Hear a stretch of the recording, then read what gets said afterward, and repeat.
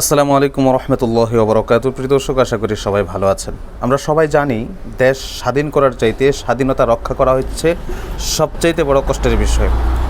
দেশ স্বাধীন করার পর স্বাধীনতা রক্ষা না থাকার কারণেই কিন্তু ছাত্র সমাজ মাঠে নেমেছে। দীর্ঘ 1 মাস যুদ্ধ করে, দীর্ঘ 1 মাস মাঠের মধ্যে লড়াই করে তারা স্বাধীনতা ছিনিয়ে এনেছে। এখন এই স্বাধীনতাকে নষ্ট করার জন্য, সাম্প্রদায়িক সম্প্রীতি নষ্ট করার জন্য এবং বৈষম্যকে নষ্ট করার জন্য, বৈষম্য তৈরি করার জন্য কিছু কিছু মানুষ বিজয় ঘোষণা হওয়ার পরে যেভাবে প্রতিপক্ষের উপরে হামলা করছে, মানুষের ঘর বাড়ি দোকানপাট রাস্তাঘাট ভাঙচুর করছে, এতে মোটেই বোঝা যাচ্ছে না যে দেশ কি স্বাধীন করেছে মানুষের শান্তির জন্য, নাকি মানুষকে ভোগান্তির মধ্যে ফেলার জন্য স্বাধীন করা হয়েছে। প্রিয় দর্শক, আপনারা জানেন যে বিভিন্ন জায়গায় কিন্তু এই পর্যন্ত অনেক মানুষকে গণপিটুনি দিয়ে হত্যা করা হয়েছে। চাঁদপুরের একজন ইউপি চেয়ারম্যান এবং তার ছেলেকে গণপিটুনি দিয়ে হত্যা করা হয়েছে এবং বিভিন্ন জেলায়, থানায়, তারপরে ইউনিয়ন পরিষদে ভাঙচুর করে সেখানকার জিনিসপত্র নষ্ট করা হয়েছে। আপনারা জানেন যে গণভবনেও কিন্তু ছাত্র জনতা বা যারাই বলেন আন্দোলনকারীরা প্রবেশ করে গণভবনের সব কিছু নষ্ট করে ফেলেছে এবং সংসদে প্রবেশ করে সংসদের অনেক জিনিসপত্র নষ্ট করেছে। সংসদ, গণভবন এগুলো তো হচ্ছে আমাদের রাষ্ট্রীয় সম্পদ।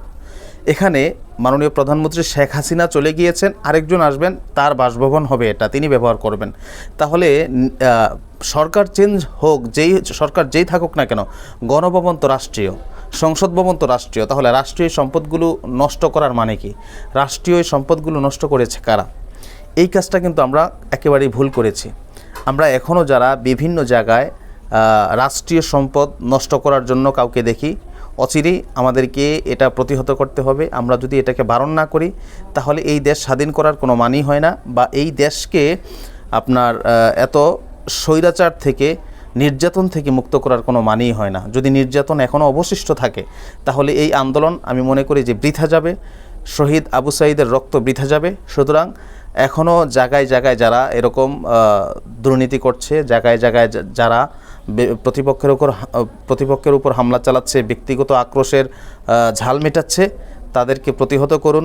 ছাত্র জনতা তাদেরকে প্রতিহত না করলে বা এলাকাবাসী যদি তাদেরকে প্রতিহত না করে তাহলে এরকম হতাহতের ঘটনা চলতেই থাকবে এবং বাংলাদেশের অভ্যন্তরীণ পরিবেশ নষ্ট হবে। আর আমরা কেউই চাই না বাংলাদেশের অভ্যন্তরীণ পরিবেশ নষ্ট হোক।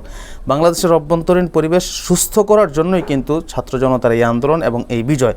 এখন আমরা যদি বিজয় অর্জন করে যদি বাংলাদেশের অভ্যন্তরীণ পরিবেশকে নষ্ট করে ফেলি তাহলে আমার কাছে মনে হয় যে এটা সবচাইতে বোকামি ছাড়া আর কিছুই হবে না। সুতরাং আপনারা চারদিকে চৌকান্ন নজর রাখুন এবং কেহ যাতে এরকম কোনো দুর্ঘটনা ঘটাতে না পারে সেই দিকে খেয়াল রাখুন। তাহলে আশা করি যে এরকম দুর্ঘটনা আর ঘটবে না।